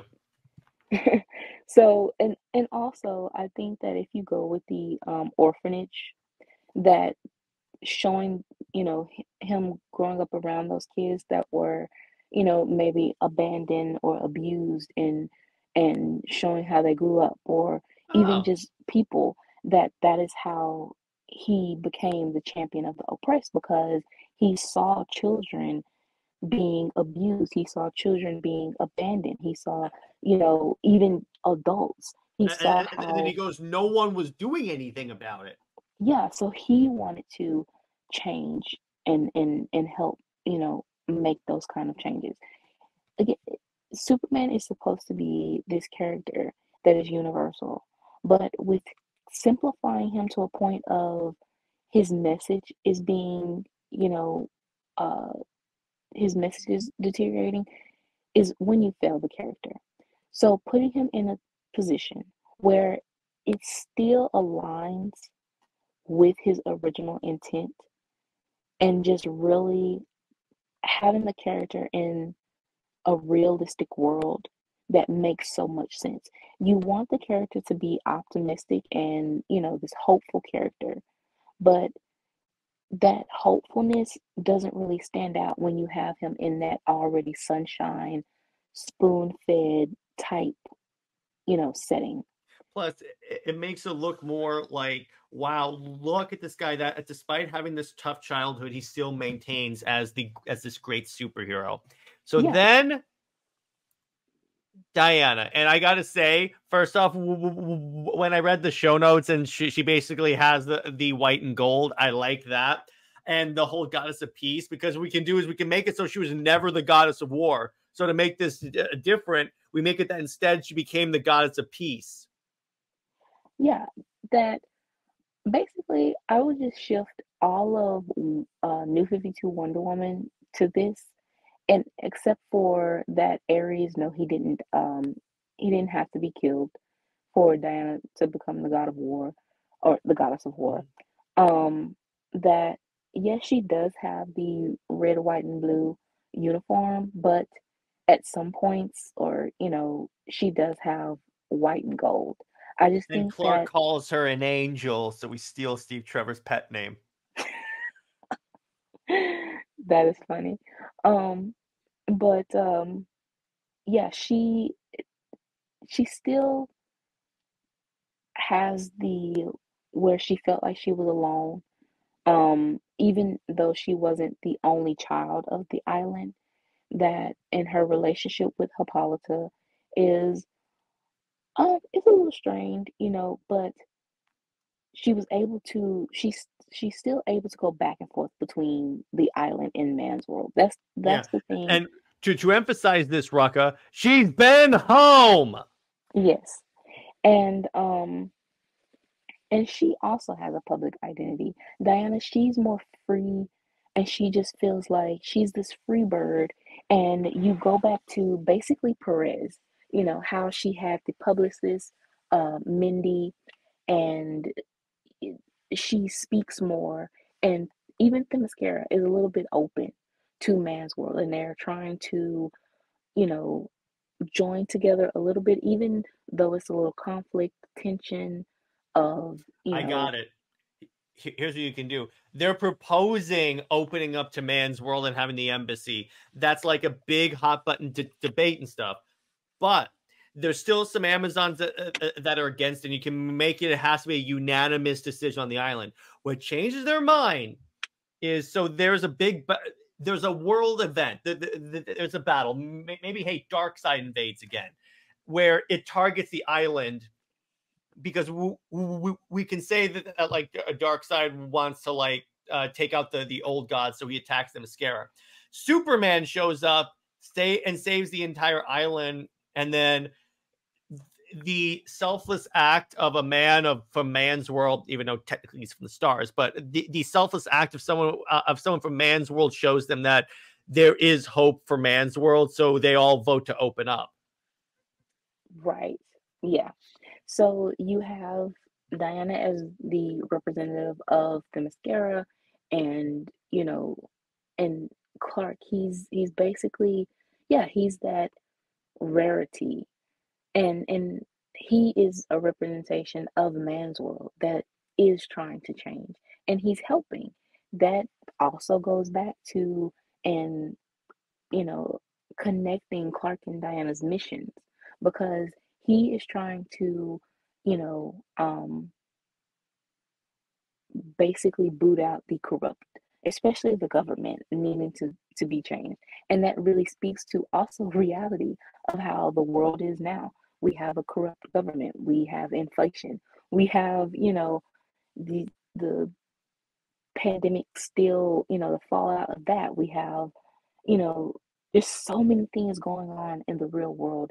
We need a Superman that is at least somewhat of a commentary with real world events, especially in 2024.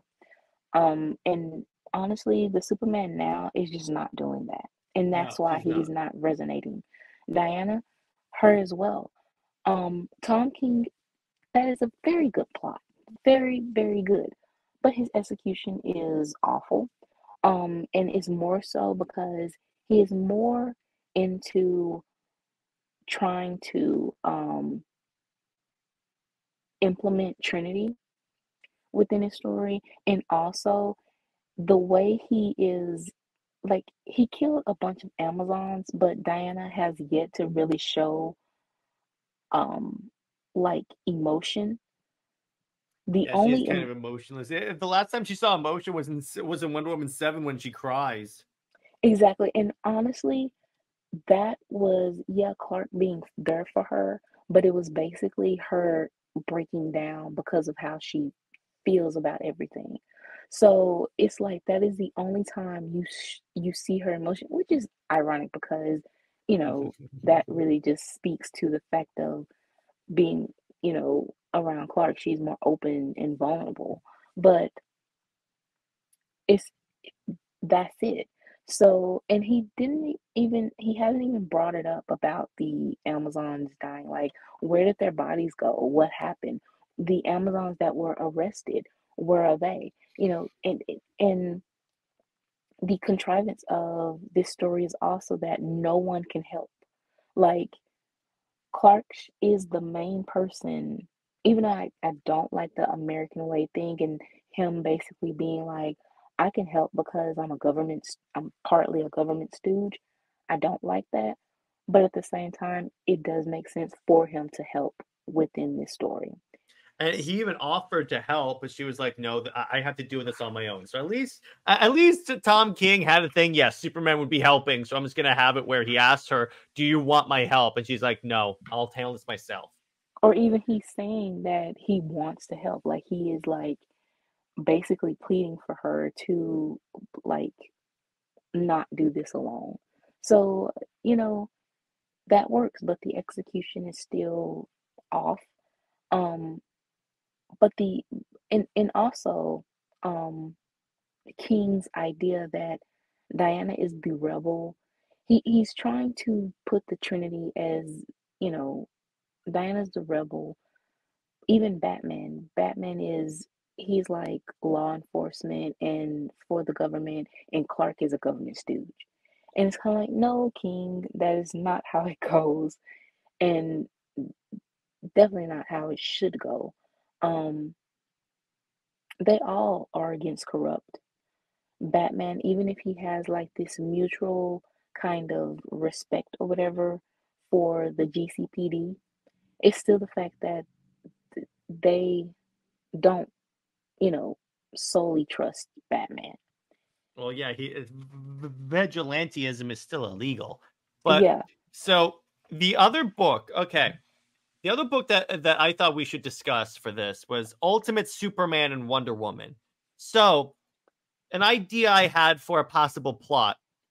This is taking place after Superman is brought back to life. Now, one of the things he's going to deal with is his like mortality because he did kind of die. Now, the other thing that he does is like they have a conversation. Like I imagine he goes to the Fortress of Solitude to like recuperate and like regain his energy. Diana goes with him, and at that point, he breaks it all down and he goes, and he basically apologizes for everything that happened to Truth Arc. He's like, I'm so sorry about what I put you through. It wasn't right. I took you for granted. I did all this stuff wrong. And then, of course, he asked her the question, do you still want to be with me? yeah, and with the mortality, I would say that his with the gods bringing him back, they do grant him like immortality, and the Yeah. fact the sun, Mhm. honestly, I don't really understand that if he's powered by the sun every single day, like how does he not gain? Yeah, when Clark said that in Crisis, I was like, that doesn't seem right. Yeah, and it's also the fact that the JSA in the Crisis movie, they were old and wrinkled, but you and Diana look very, very young.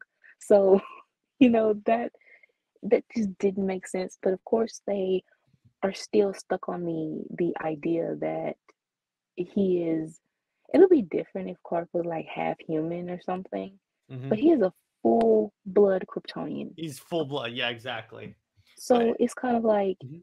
age and stuff really shouldn't matter because yeah, he should be immortal.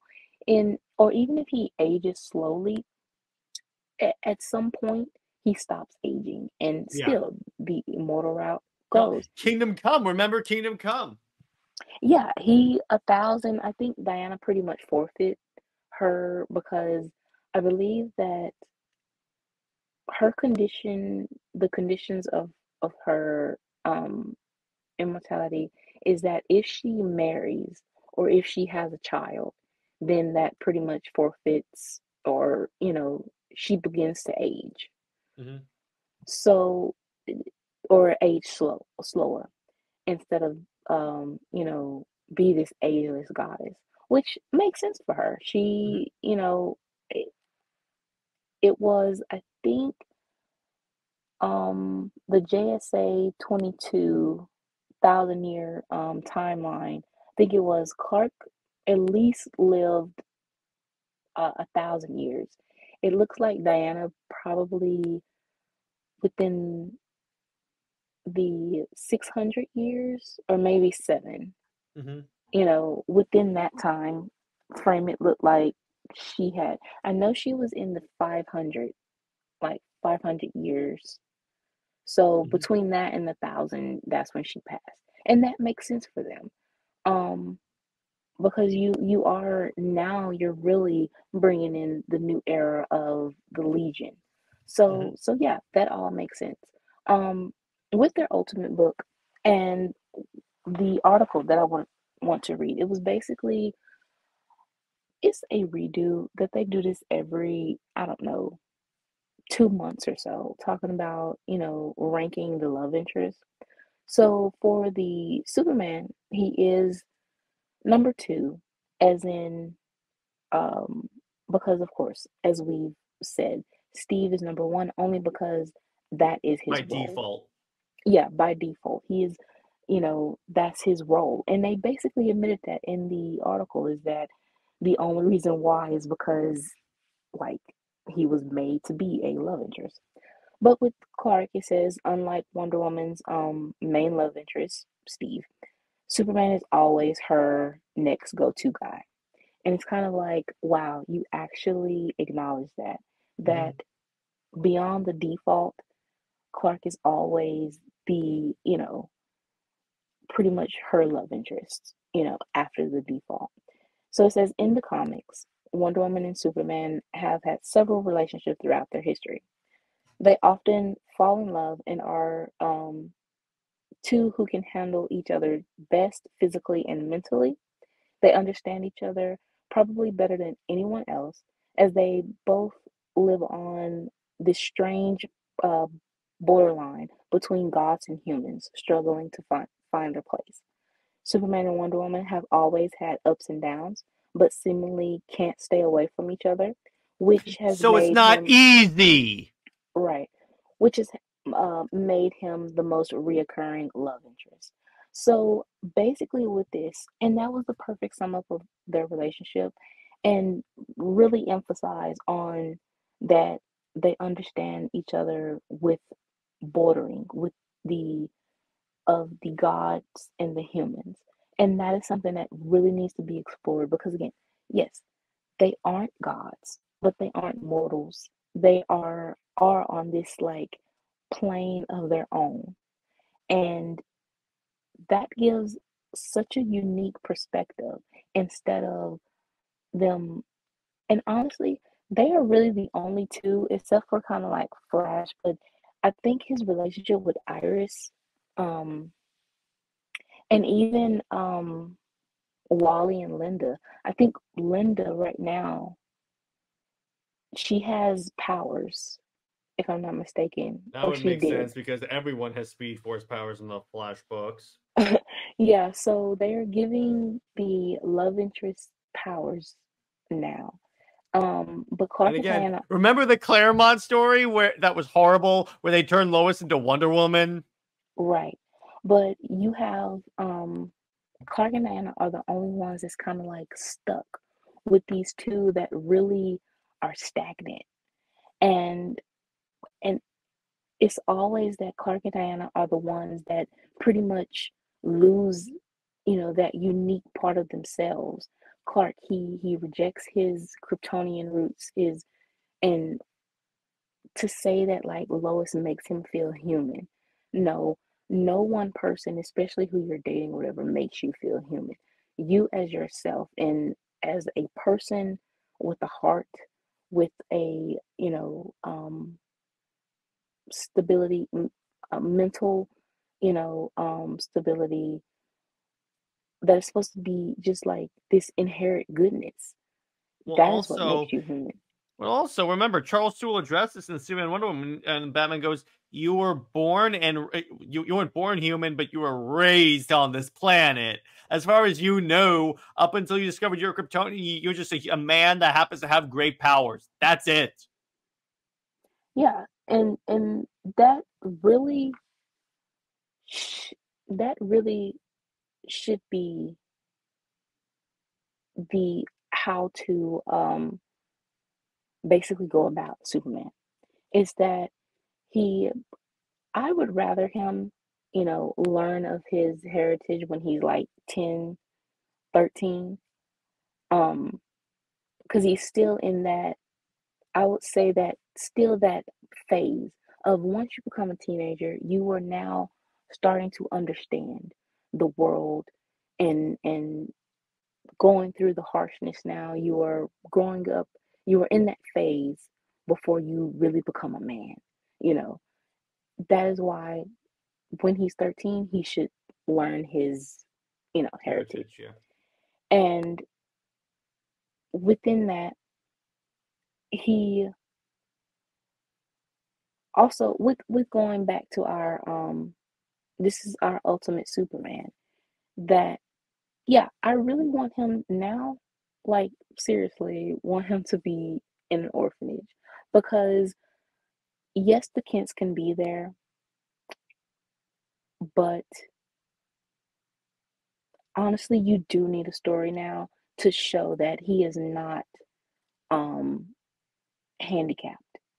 Like especially with how um the fans that I've seen, that he can only be Superman if he has that. He has that. What you could do, by the way, to keep the Kents with the whole orphanage thing, you can make it where one of the things that's been fairly consistent is that the Kents so we can make it so the ship crashes, and like every few years Argus agents start showing up, or like the government starts showing up to try and find the occupant in the ship. They decide they're going to come for him eventually, and then if they do, they're going to tear apart Smallville. So they put him in the orphanage. You can even have the government accidentally kill the Kents. Yeah, there you go. Hence his distrust of the government. Yeah, I mean, just go different, go a little dark to really, like I said, emphasize that hopefulness that despite everything he goes through within this dark world, he's still Superman, and You that can is you can even have Diana comment that on their couple book. yeah. And with their book, really emphasize on the outsider aspect that Charles, started, or that was pretty much, their relationship. And yeah, go for, if they are having a date, that is the one thing that King did, kind of like, that is a cool idea, that if they go to a mall, in outer space. Like Yeah, if they because go he can't do that with Lois. right. I mean, she did say Black Canary was there, and I'm like, how did Black Canary? But I'm guessing that, she with the invisible jet or something, but Or yeah, Javelin. but Clark says he just fly, but he can't just fly with Lois unless they put her in an astronaut suit, I guess. But how far can you go with that? So so yeah, their dates, if they have them go travel to different dimensions, to different worlds, outer space, especially dealing with the gods. Honestly, that is the most interesting thing because the gods is so messy and dramatic, and even their designs were so unique, and it was otherworldly, but at the same time like Apollo. The fact that he had cornrows and his um design was basically of like a black man, You know, so you had him have this very type attitude of, you know, thinking he had this conceited type attitude. And it reminded me And of, he got humbled by Clark real quick. yeah, he did. He reminds me, honestly, he reminds me of like Drake or something, like that Mhm. type of attitude. Um, yeah, so with that, you just have this, you have to be creative with this line. You can't have a line and then end up doing the same exact thing, or, you know, fall into like having Clark with Lois or something like that. You Because have to then do why something have the different. alternate universe if you're just going to do the exact same crap? But so now, obviously, there would be other books in the Ultimate Universe that we could explore maybe in a future stream. But really, the others, and you could deal with. And the other things that you could deal with this is like how the government responds to like Superman coming back from the dead first off, and dealing with the relationship with Wonder Woman, Clark, but basically you could say a running plot maybe could be that the government keeps trying to like co-opt the Justice League and make them work for them, but Clark is like, trust me, you cannot trust this. You cannot trust, and Bruce is like, and then this is like a little bit of a thing he has in common with Bruce, because Bruce trusts literally no one except for maybe Clark and Diana. But we could say Clark's like Clark and Bruce, and Clark and Bruce are like, nope, nope. It's better if we work independently. So we kind of take that plot from the Captain America Civil War movie and then kind of bring that into here. Yeah. And that they can have Steve Trevor and Amanda kind of be an antagonist, because they kind of were in the New 52 in a way, because remember, the JLA in the New 52 was formed to counteract the Justice League. That was their express purpose. Which again, I just really don't understand how you can say that Steve is such like this grand love interest when he is basically, he joined a team or created a team to go against the Justice League just because he was salty that Diana didn't want to be with him. You Well, know, the other thing there is that you could even like have it where like where like some of the like characters that are recruited on the because I like the idea of like a JLA thing, but like, so some of the characters are like guys that obviously shouldn't be trusted, like Deathstroke, and then Batman's like, you want us to trust you, but you have guys like Slade Wilson on your team. it's basically like Suicide Squad a little bit. Yeah, they're a more public Suicide Squad, in other words. Yeah. So, I mean, it's easy to honestly, overall, you're retconning all the petty jabs, you know, and you're cleaning up the mess that Reborn made. And you're also just trying to bring back the fans that sort of the you're trying to get fans back to trusting you a little bit, at least try to, with this, because like I said, if you combine Convergence and Doomsday Clock, and especially with your idea of creating, you know, multiple worlds, doing multiverse, that is so much better and so much creative, and you know, to have these different Earths that people can, that it can resonate with people or it can interest people, you know, and you really aren't thinking too hard, you know, especially again if they're minis or maxis, because like I said, fans have a short uh attention span, and they can't sustain any ongoing, so you might as well just keep on doing, which that is pretty much DC's plan. It seemed like now is that they are doing a lot of minis, and if the mini sells at least halfway decent, they'll extend it to a maxi. If it reaches the issue 12 and it's still doing good, then it'll end up being an ongoing or however long it can last. And Which, that is something. Uh-huh. No, go ahead. Oh, I was saying, and that is, I mean, a pretty decent plan until you have that stable fan base. Yeah, exactly. So on that note, I think it's a good place to leave it. This was a I really enjoyed this one, fixing DC's mistakes.